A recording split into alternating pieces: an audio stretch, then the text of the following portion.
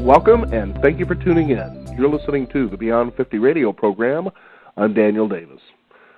29 million people, should I say, in the United States, at about 9.3% of the population, are known to have diabetes. About 1.7 million of these people aged 20 years or older were newly diagnosed with diabetes in 2012. Among those are mostly non-Hispanic, Black, Hispanic, and American Indian Alaska Native adults are about twice as likely to have diagnosed diabetes as non-Hispanic white adults. The question is, as a listener today, if you or someone you know has diabetes, are you someone who's trying to learn to live with the disease, or do you find the possibility of being able to reverse diabetes? The question is, do you have type 1 or type 2? We got to consider that not only good nutrition, but also address related hormones contributing to the disease. Joining us here on the Beyond 50 radio program today is Dr. Christine Mayo Power. She's the owner of Hygeia Healing, which is located in downtown Portland, Oregon. She's a board-certified pharmacotherapy specialist and clinical pharmacist, and she's going to be joining us here today to talk about how we can reverse type 2 diabetes naturally. Dr. Christine Mayo Power, thank you for joining us here on the Beyond 50 radio program. Well, thank you, Daniel. Thanks for having me. What made you go in this direction with your life? I have always wanted to help others. And, honestly, when I first started going to college, I was a biochemist. And I thought, I'm going to fight crime. And then I realized, oh, my gosh, I don't really like that. I would much rather help people who are alive and doing good things in their life. And so I went in a completely other direction with my biochemistry degree and went into pharmacy and pharmacology and really got into the nitty-gritty of health and healing. So I am much happier helping people in this way, in such a positive way. Now, tell us about diabetes itself. What are some of the, lifestyles? I want to say it's maybe possibly a lifestyle disease, but give us some enlightenment about how somebody gets diabetes. Yeah, that's actually, you've hit right onto it. We used to think that diabetes was a disease of affluence, that it would only be people who had more than enough who would get it. But we're finding now it's really more of a disease of captivity. That's kind of the best way that I can put it. It's a result from something called metabolic syndrome. And metabolic syndrome is what we in the healthcare world call a group of symptoms, which is being overweight, especially if you carry your fat in your belly, having cholesterol issues, having an elevated blood pressure, having high inflammation in your body, which can manifest itself as things like arthritis, some autoimmune disease issues, and maybe not healing quite as well when you are sick or when you have a wound, and then also being at risk to having blood clots. So all of those things are called metabolic syndrome, and then those things are leading to heart disease and diabetes. And so diabetes really results from being overweight, especially carrying that fat right in the middle, and then having your insulin not work properly. And we can talk a little bit about that. But why it's now being referred to as a disease of captivity is that we as humans, like every other animal on the planet, really try to live the easiest way possible. We try to conserve as much energy as possible. And, because we are so fantastic and have thumbs and the ability to invent things, we have all these machines that do things for us. And so what really is happening is we are spending so much more of our time sitting instead of moving.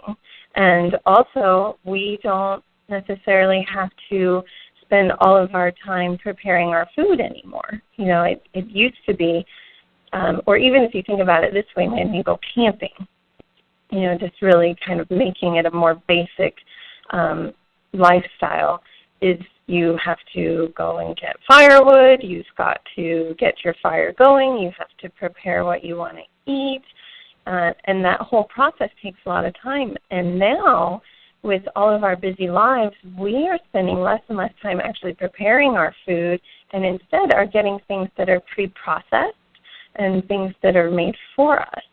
And so by making those choices, especially with having processed foods, and they really contain a lot more chemicals and a lot of hidden sugar, it's leading to being overweight. And if you think about it, the average person right now in America eats 160 pounds of sugar in a year. And they're not eating it, out of a sugar jar. It's just in so much processed foods. And 2 generations ago, the average American person was eating 40 pounds of sugar. So we've had a 4-fold increase in a very short amount of time, and our body doesn't adjust that quickly. Our bodies are still, living very basically, even though our lives are very advanced. And so our pancreas, that's the organ that's in charge of producing insulin and really helping the body deal with what to do with all this sugar, it's just not used to having to deal with so much. And so being overweight, then, of course, is a result of having too much insulin. And the reason why we have too much insulin circulating is because we've had too much sugar, which is just in all of these processed foods. And so the more overweight you are, then the worse the insulin functions, and then, of course, you have more insulin. And so you can see how the cycle just really begets itself. And so insulin now in our bodies is really not being as efficient. We call this insulin resistance. And the best example I can give to you of how insulin is supposed to work is kind of like a door-to-door salesman. So, Daniel, if you were to eat a banana and an apple, your stomach would be very busy with that because it has a lot of fiber.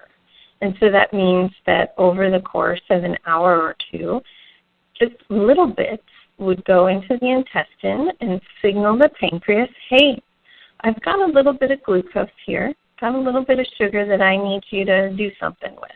And so the pancreas says, okay, no problem. I've got people for that. I've got these door-to-door salesmen. So the door-to-door salesmen go out to all your cells and basically knock on the doors and say, hey, I've got some glucose for you.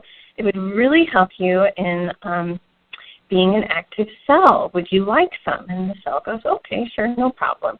So that's how it works, without sugar. Now, if you had that same banana and apple and you had it as juice, so there's no fiber, there's nothing to slow down the delivery of the sugar from going right into the stomach and right into the intestine.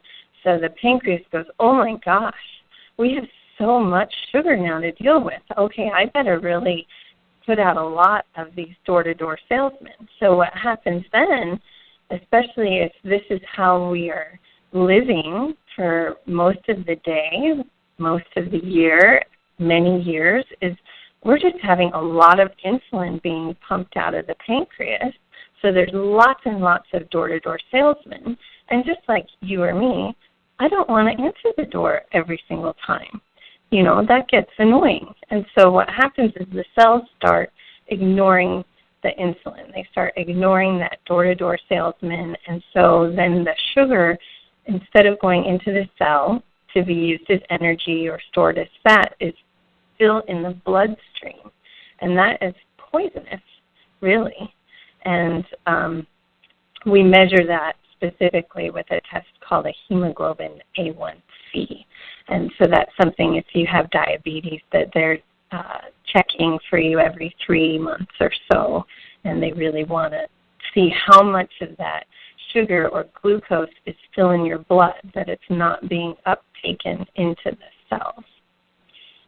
Yeah, so it's kind of a little complex, but because of the way that we are living, which makes total sense in our busy lives, we try to simplify so much, we are just eating so much sugar that our bodies just really can't deal with it. So it's really much more a disease of captivity.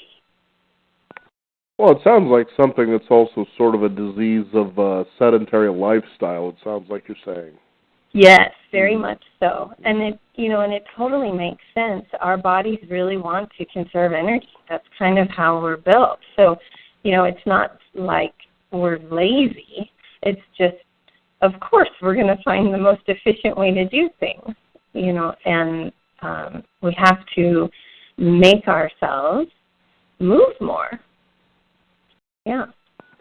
Now, you mentioned earlier as you were talking about the banana and the apple, about juicing. And, a lot of times people will see a commercial, or they're hearing the latest guru talking about how that might be a good thing for you. And I could see how, according to how you outlined it, maybe it's not such a good thing. Now, what about somebody who does smoothies, though, where you actually take in the whole thing, whether it's the fruit or the vegetable? Now, yes, that's exactly correct way to think about it. Juicing is, in theory, it's great because you're having more fruits and vegetables and you're getting a lot of vitamins and minerals.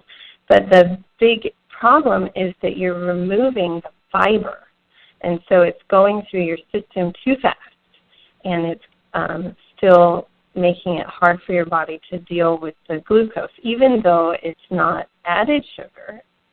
It's just simple sugar that's already in the fruits and vegetables. I really recommend to my clients that if they have a hard time just eating fruits and vegetables, to go ahead and do a smoothie, because then you're still having all that fiber and you still get all the minerals and vitamins that you need. The other thing I also recommend is becoming more and more popular. It's called souping. So, if you don't want to have a smoothie for breakfast and for lunch, you can have a smoothie for breakfast and get on your busy day, and then for lunch, grab a really hearty soup and still have all the same benefits. Now, as you're working with someone to help to reverse their type 2 diabetes, because I understand type 1 can't be reversed, is that how it works? Yeah, type 1 usually is a dysfunction of the pancreas itself. So it does not make insulin, or the insulin that it makes isn't formed properly enough to function. So type 1 diabetes those patients are dependent on exogenous insulin or giving themselves shots or being on a pump. So type 1 is not reversible yet. I'm confident that the technology is being developed, but it's not reversible yet. Type 2, because it is more of a result of how we are living, can totally be reversed. Now, I remember when we first started this particular show about a dozen years ago, that it was barely on the radar, and we used to go to different expos basically to, let people know we were out there. And one of the ones that we would go to was a diabetes expo, and I remember at the time, every single person that was really at that particular expo were showing ways of how to live with diabetes. Nobody was actually talking about, well, how can we reverse this? There's a fair amount of people out there, with insulin kits, blood testing kits, so forth and so on. But now you're hearing, over the last 5 years, the type 2 diabetes is reversible, and it's just such a different language now. And you kind of wonder, why weren't they ever jumping on this wagon, 12, 15, 20 years ago, when it sounds to me like most of the ways you can approach reversing type 2, that is always been right there at the fingertips. Yeah, it's a conundrum, and I have my own opinions on marketing and money making that people do, but it totally is reversible, and it's even as simple as just setting yourself a goal that really matters, something that's important to you, and just changing one habit. For example, what I promote for my clients is 4 things. To reverse your diabetes, you must get sleep. You must get the right amount of sleep and have it be good quality sleep. Most people have less than 7 hours of sleep a night, and that means that there's 500 hours of sleep you're missing out on in a year. And how can you hope that your body will heal if you are not resting and allowing all of the hormones that need to be made and all of the healing that needs to happen and the rest and the recuperation? It just can't happen if you aren't sleeping. So that's number 1, is sleeping. Number 2 is this different approach to nutrition, to eating the whole foods as opposed to all processed foods. Number 3 is movement. I'm not even saying about exercise. I'm just saying about movement. The more we move our bodies, move our muscles, the better off we'll be and the easier it will be to reverse the diabetes. And then the 4th thing, actually, is having a positive outlook and reducing your stress. So if you set yourself a goal, something that really means something to you, and then just change one habit in one of those 4 areas, it will become so much easier, and then eventually all 4 areas will change, and then you'll be there. I know it sounds really simple. There, of course, it is some efforting to do, but it really is much more healthy and sustainable than, being on the insulin kits and taking pills for the rest of your life and, buying into this label that you have diabetes, you have to suffer through it, you have to face the consequences, which often for a lot of patients is dialysis and amputations and infections, and I just say, focus to that. This is all about a choice and making your life what you want it to be, and really just changing one habit at a time. So it sounds to me, especially when we talk about the realm of nutrition, that what you encourage people to do is try to eat food that's as alive as you can get it. Yes, or at least it looks as close to it was in nature. For example, if you like sweet potatoes, eat a sweet potato. The sweet potato fry, not so much. If you like apples, eat the apples. Apple juice, not so much. If you like fish, try to get wild-caught fish that's, then that fish itself is eating, its natural food as well, as opposed to being farm-raised. A lot of farm-raised animals, fish, chicken, etc., are all actually eating corn and soy. And for example, for a fish, they would never find corn and soy in their natural habitat. And what is happening is the farmed fish, because they're eating so much corn, that their fat in their body is changing. Instead of being the omega-3 fats, which are anti-inflammatory and very good for you and much easier for your body to utilize, instead of it being the omega-3 fats, because they're feeding the fish, for example, so much corn, their fats are turning into omega-6. And omega-6 fats are what animals make, like us. People make omega-6 fats. Pigs make omega-6 fats. So I kind of joke with my clients that don't go out and eat those bacon fish, because that's not really in its natural form. so it's not going to be able to nourish you as well. The other big conundrum is, we even see it in our healthcare world. Even Harvard Medical School is recommending, if you like soda, just go ahead and drink diet soda. Oh, boy.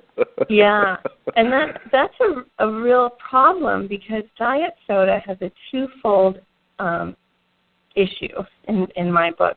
The first one is that all of those artificial sweeteners are actually much sweeter to the tongue, to the palate, than natural fruit sugars. And so what happens then is your palate becomes desensitized to fruit, which is our natural dessert, our natural sweetness, and instead needs a bigger bang for the buck. And so now, of course, you're getting creme brulee and caramels and ice cream sundaes to meet that same level of sweetness. And that's kind of how we're getting to eating that 160 pounds of sugar. So that's the first problem with the diet sodas, is it's setting you up to crave things that are actually even worse for you. The other issue, and again, this is something that I talk about with my clients, is if you are coming to me because you want to make a change and you want your body to heal, having a diet soda, for example, that has the artificial sweetener and caffeine, when you mix those together in your body, it becomes formaldehyde. And I don't know about you, Daniel, but the last place I saw formaldehyde was in one of my biology classes, and this poor frog was floating in there, never changing one bit. Mm-hmm. So if you want your body to heal and to change, you can't just bathe it in formaldehyde. So that's the diet soda dilemma. I think that really we have to stay away from diet soda and regular soda and let that palate reboot, as it were. I mean, I've had a lot of people say, but I just don't like water. And I said, okay, well, how about you don't like it for 2 weeks, and then you come back and talk to me. And within 2 weeks, they go, oh, yeah, no, now I do just fine with water. I drink the amount that you recommend, and it's fine. So it's just rebooting that palate and being patient with ourselves, knowing that, this is a change that can happen, but it's not something that is going to happen immediately, The other issue that I get asked about a lot is about alcohol. And yes, there is sugar in alcohol, and it really raises your blood sugar. It causes the insulin issue. But more importantly, the problem, especially for a diabetic patient, is it interrupts our production of testosterone. So whether you're a man or a woman, you need testosterone. That's what helps us build muscle and have a nice, healthy libido, along with lots of other things, and it helps us to lose weight. So when you have poor insulin sensitivity already, it makes your testosterone not work right, and so the amount of testosterone you have is lower. So, for example, an overweight man, an obese man, has 24 to 45% less testosterone than the exact same man who isn't obese. So that's a pretty big difference. And so that makes it harder to reverse the weight gain that we see with diabetes. And so testosterone really kind of goes along with it, and that's the issue with alcohol. So when you have alcohol, there's an enzyme that's activated. It's called aromatase. So you drink your alcohol, let's say you have a couple of beers, and that aromatase gets activated. Its whole job is to convert testosterone to estrogen. So now you have even less testosterone, so you have even harder time with losing weight. So I really recommend, regardless if you're a man or a woman, to, it might be necessary to just completely ditch alcohol for up to 4 to 8 weeks, just so that your body can naturally start rebuilding its testosterone stores to help you to lose that belly fat and start to, really build up some muscle strength. And then you can add in, 1 glass of red wine or 1 beer and just see how you do. So, because alcohol, especially here in the Northwest, we have a lot of great beers and wines, and we don't necessarily want to go completely without forever, but we need to be smart about it, keeping in mind our biggest goal, which is to reverse the diabetes. Now, how often have you helped people to reverse diabetes? Has it been pretty frequent? And if so, I know it seems like, putting your finger on a number about how long it takes, might kind of defeat the purpose of what we're talking about here, because, as you said, it's about being patient with yourself. And you also have to take a look at how much time it took you to get to that stage in the first place. Yes, you're exactly right, Daniel. It depends a lot on the client or the patient, because I also work in hospitals. And I have had a patient in the hospital come in and have their knee replaced.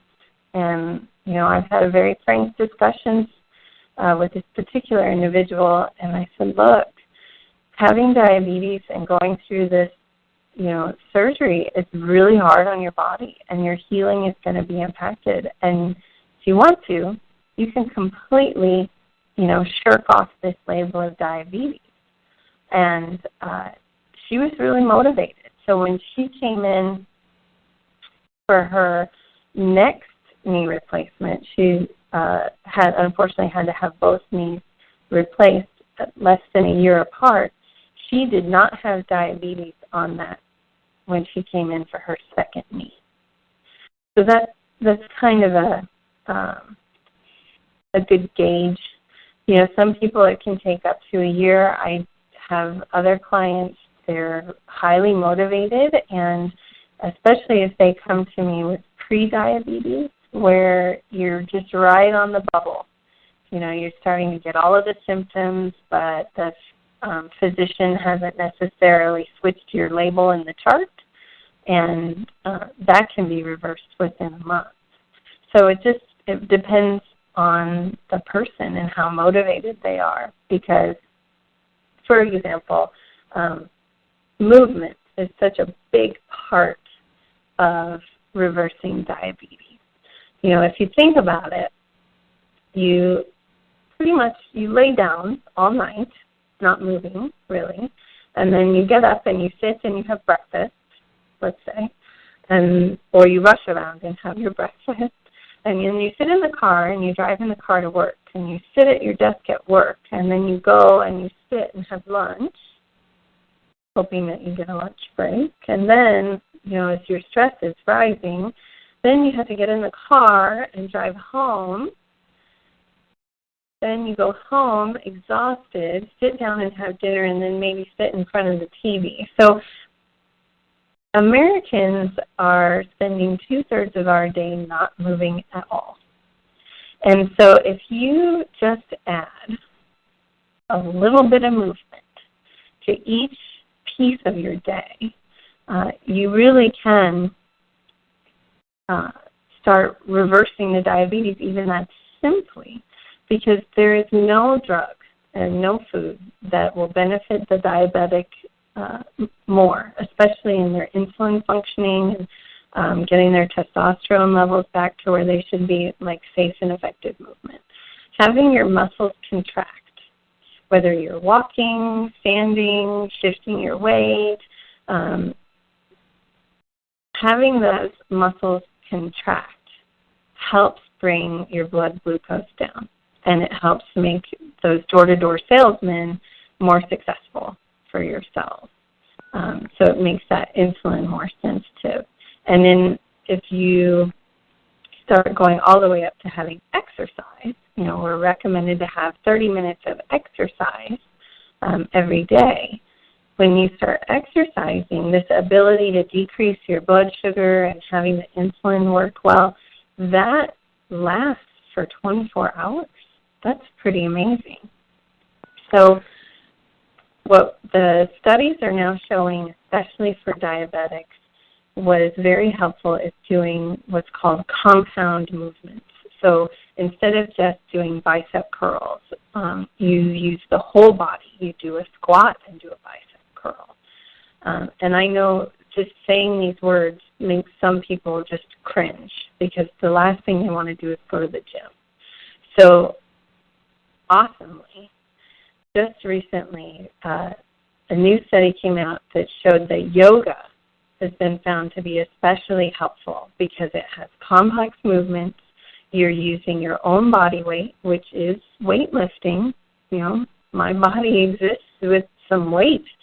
So doing yoga is especially helpful, and the duration of the classes isn't so overly long that you feel like you're missing out on something else in your day. So the studies are recommending that you start with 2 or 3 sessions a week. And by doing this, and then add in some walking, or even step it up and add in some cardio, but starting with those complex movements really does help the body to be able to utilize the sugar that's in the blood and bring it in, and that will drop your hemoglobin A1C. It's really, I know I'm making it sound simple. I've tried to make it sound hard, but it's not. It's just one step at a time. And if you do the movement as the habit that you change first, you will start to see results right away. Because the glucose, that's what we measure when you do a little finger stick, that will go down immediately. Pretty amazing. Huh. Well, everything you've been actually outlining here is pretty simple for a lot of people to incorporate. Again, as you said, it's a matter of their motivation. Their focus. Is this something they really want to do? And first of all, I want to thank you for taking the time to be on the program today. But secondly, could you give out a website how people can find you and learn more about this?